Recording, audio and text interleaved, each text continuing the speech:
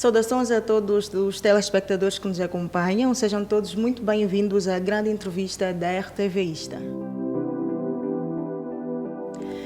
E para esta edição nós temos aqui conosco o professor Dr. Gaspar João, que é chefe do Departamento de Investigação Científica, Inovação e Pós-Graduação.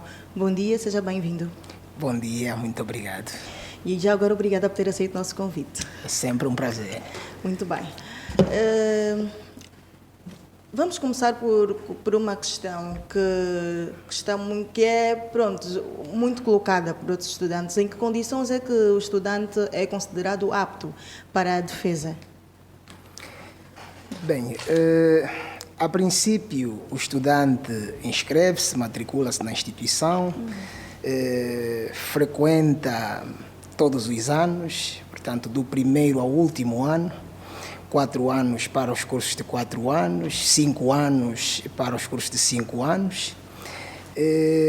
Após a conclusão de toda a grelha curricular, se aprovado em todas as cadeiras, o estudante tem a situação acadêmica regularizada. Depois, parte-se para a constatação da situação financeira do estudante. O estudante tem todas as propinas e outros emolumentos afins pagos. Ao se constatar isso, entendemos a priori que o estudante goza do direito de fazer a defesa do seu trabalho de fim de curso, desde que o tenha pronto dentro de todas as regras e procedimentos instituídos. E já agora, como é que é feita a avaliação dos trabalhos submetidos à defesa? Bem, numa primeira etapa, o estudante, por orientação do professor da cadeira de projeto final, escolhe o tema, também com a ajuda do professor que o orienta. O estudante desenvolve o seu anteprojeto de pesquisa. Ali, mais ou menos, antes do término do primeiro semestre, este anteprojeto é submetido à comissão científica do curso para ser aprovado, quer o tema, quer o próprio anteprojeto. Quer dizer que até mesmo o tema pode ser uma questão de ser reavaliado? Exatamente. Okay. A área científica faz uma avaliação do tema, analisa todos os pressupostos que são importantes para a elaboração de um tema. Se não notar nenhum inconveniente, o tema é aprovado. Se houver necessidade de se aprimorar, então se vai passar esta sugestão por meio da correção ali mesmo no anteprojeto. Este trabalho é devolvido ao estudante para posteriores correções. Assim que estiver pronto, devolve, porque existem temas que são transversais a mais de uma área do conhecimento. Exatamente. E por causa de uma palavra a mais, uma palavra a menos, podemos sair da área. Então é preciso que verifiquemos detalhadamente se o tema atende os requisitos exigidos para ser considerado como trabalho daquela área de saber. E quanto tempo é que leva para esse trabalho ser avaliado? Bem, quanto aos anteprojetos, tão logo dão entrada, começam a ser corrigidos. Okay. Nós não temos assim um horizonte temporal que determine assim taxativamente o quanto, mas é o quanto antes o trabalho é aprovado, porque o estudante ali já está a trabalhar na sua pesquisa e nós criamos condições para que não haja embaraços nesse processo de pesquisa e investigação científica. As comissões científicas estão constituídas por muitos membros. Estes trabalhos são distribuídos pelos membros e rapidamente são corrigidos e avaliados. Os anteprojetos são pequenos, com poucas páginas, as regras são claras, então em pouco tempo os estudantes recebem a resposta. Já as monografias levam muito mais tempo, sim? As monografias levam mais tempo, porque além da construção de toda a fundamentação teórica que é necessária, o estudante tem de fazer, sobretudo naqueles trabalhos que envolvem um estudo de caso, que requer uma pesquisa de campo, fazer entrevistas, portanto, recolha de dados no campo.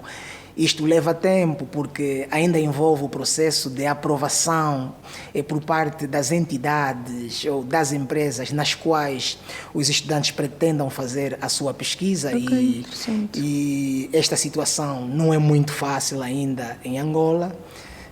Então, por causa de tudo isso, o trabalho de monografia acaba por ser mais demorado quando comparado ao anteprojeto. Então, esse trabalho também é feito, ou seja, conferir-se por acaso este caso está a ser mesmo estudado em determinada instituição ou não? Claramente. Nós temos um procedimento na instituição, segundo o qual, quando o estudante identifica a entidade onde pretende fazer a sua pesquisa, solicita uma carta, a instituição elabora este documento, o estudante leva o documento à instituição, que atesta que recebeu e autoriza que a pesquisa seja realizada lá, e pronto, os procedimentos correm. Depois dali, o estudante está a trabalhar com o seu orientador, segundo metodologia e orientações próprias, elaboram o questionário, este questionário é enviado para aquela empresa e é respondido por um grupo selecionado de sujeitos que tenham idoneidade para fornecer respostas que possam garantir a idoneidade do trabalho de pesquisa científica. Agora vamos aqui para uma questão que acredito ser muito pertinente, que está relacionado ou seja, em que condições o trabalho ou um trabalho pode ser reprovado? Ok. Bem, o trabalho em si, o trabalho monográfico, ele inclui parte do anteprojeto, que é inserido no capítulo 1, onde o pesquisador, aqui estamos a falar do estudante, que está fazendo a sua primeira pesquisa, vai identificar um problema que, no seu entender, merece a solução via pesquisa científica. Porque se não identifica o problema, não existe pesquisa, porque, a princípio, a pesquisa científica é realizada no sentido de se encontrar solução a determinado problema que é constatado. Isso quer dizer que a formulação do problema é requisito-chave para a aprovação do trabalho. Não é o único, mas nós avaliamos os vários requisitos chaves para que um trabalho seja considerado científico. Desde a formulação ou a identificação do problema, a formulação das hipóteses, a formulação, o estabelecimento dos objetivos, a própria justificativa da pesquisa ou da investigação. Portanto, aí vai-se construindo toda esta narrativa científica para que o trabalho tenha este cariz científico. Depois, a própria construção da metodologia, se obedece às regras, a construção da fundamentação teórica, para lembrar que todas as instituições de ensino orientam os seus trabalhos baseando-se numa norma de pesquisa científica, e o ISTA não é exceção. Então, nós elaboramos os nossos trabalhos com base a uma norma. Esta norma está na posse do estudante e do seu orientador, e ele sabe que os passos a dar devem ir de encontro ao estabelecido nas normas, além do próprio regulamento interno da instituição sobre os trabalhos de fim de curso. Então, aí na fundamentação teórica, por exemplo, quando nós orientamos que determinada citação deva ser formatada de uma forma e ele formata de uma outra maneira, então já é motivo bastante para que o avaliador considera aquilo como um ponto fraco do trabalho. Na medida que se vão encontrando falhas, irregularidades, portanto, situações que não obedeçam às normas de pesquisa científica, o estudante vai perdendo pontos, tal e qual um estudante que elabora, que faz uma prova e o professor vai fazendo a correção e, na medida que falha aqui, falha ali, vai perdendo pontos. Então, existe um total de pontos que nós consideramos suficiente para que o trabalho seja aprovado. Existe algum ponto ou alguma falha que tem sido frequente nos trabalhos de monografia? Bem, os trabalhos de monografia são considerados um primeiro ensaio. Okay. É a primeira pesquisa que o estudante faz, a pesquisa com maior profundidade, tirando aqueles trabalhos que o estudante vai realizando ao longo do seu tempo de formação.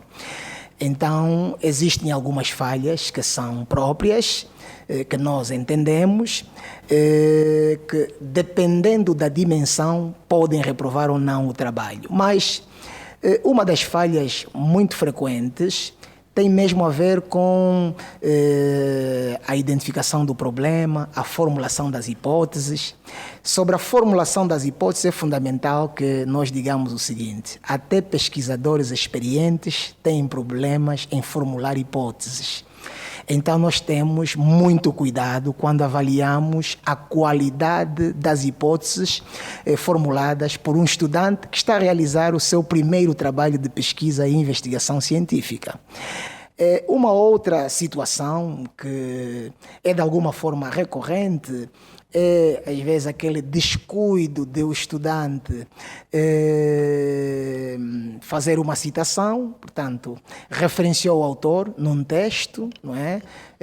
Apresentou ali um argumento na opinião de algum autor, mas esqueceu-se de referenciar mais lá, no fundo, nas referências bibliográficas ou simplesmente referências. Sim. Então, se citou o autor, espera-se que a referência esteja lá no trabalho, porque senão será entendido como um plágio, não leu o livro, copiou de algum lugar e simplesmente colocou aí.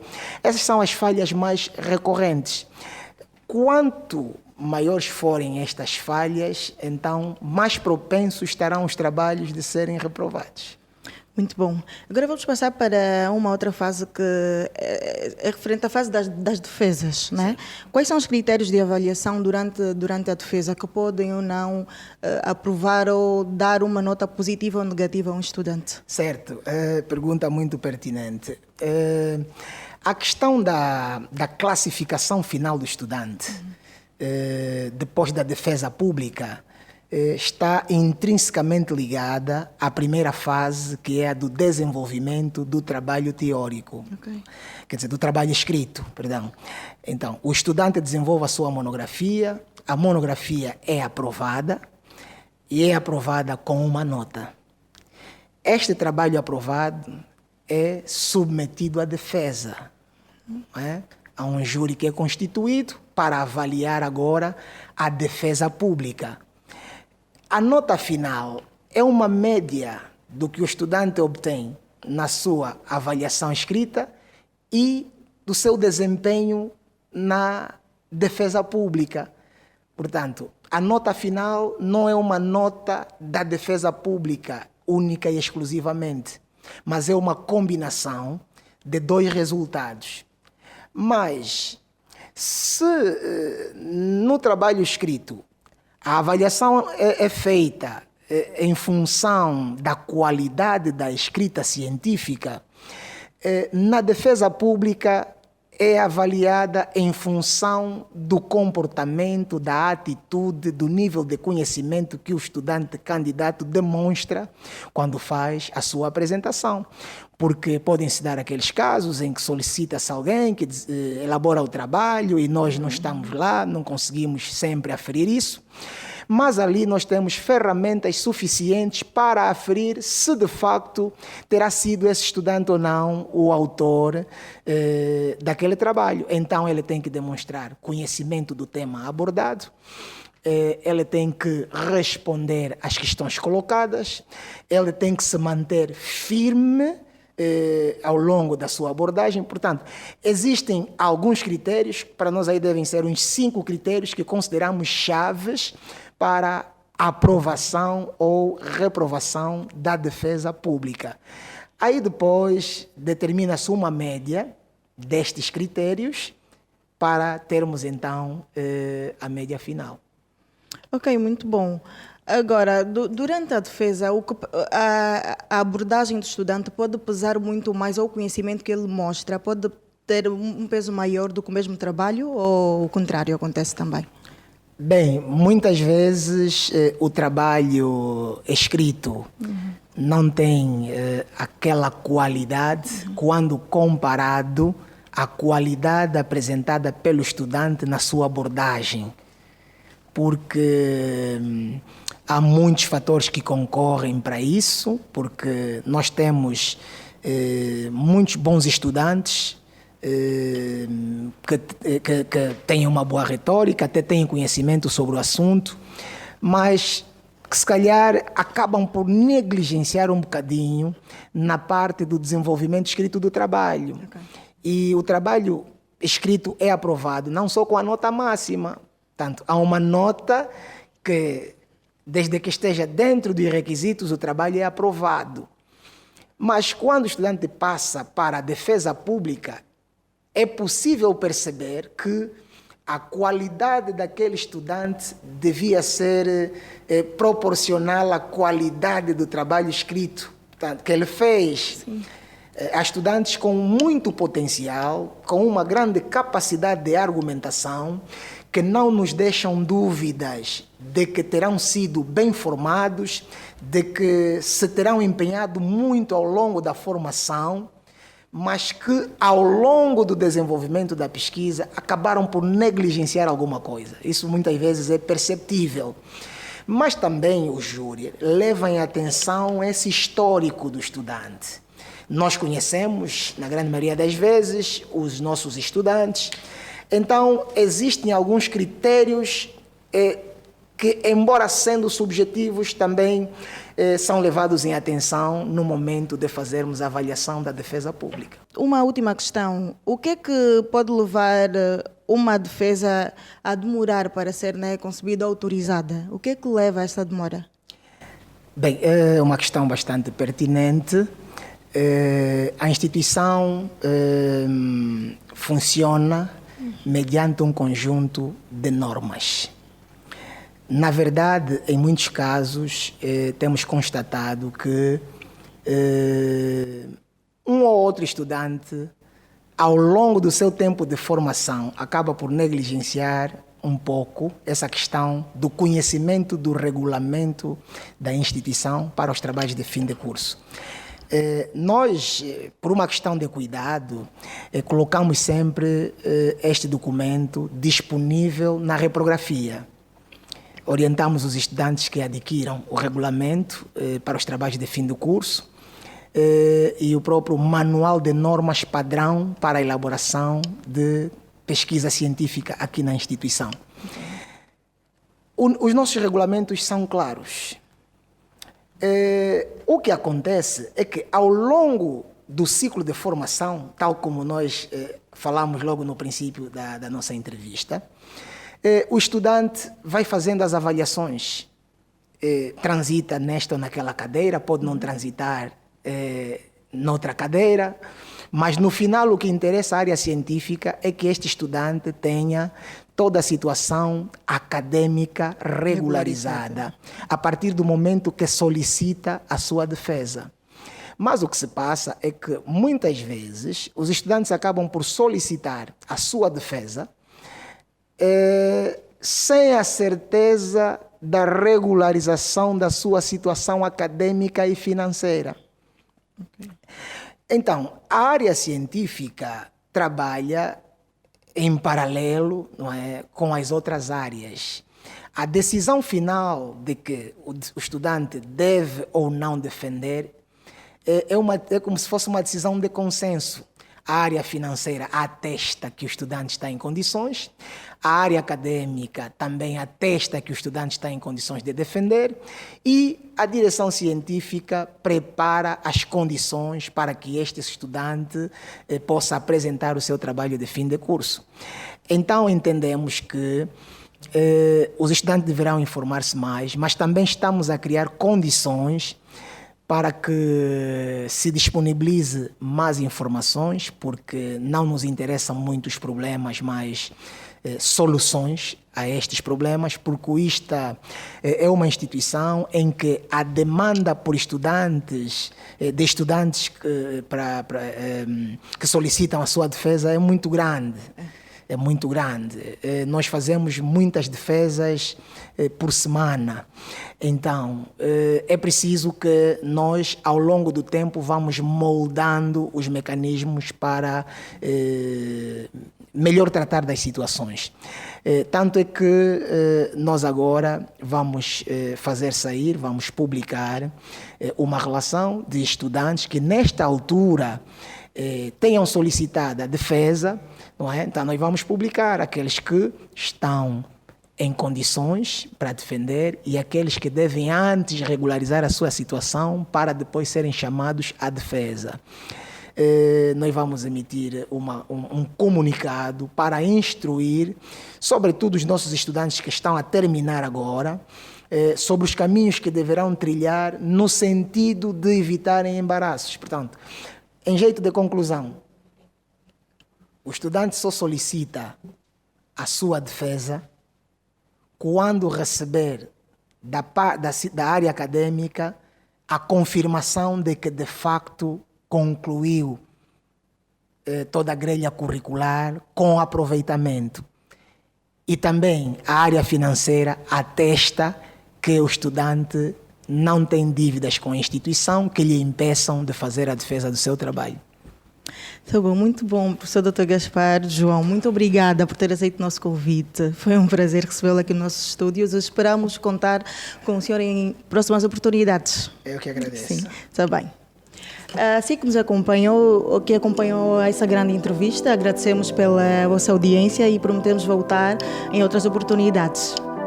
Até a próxima.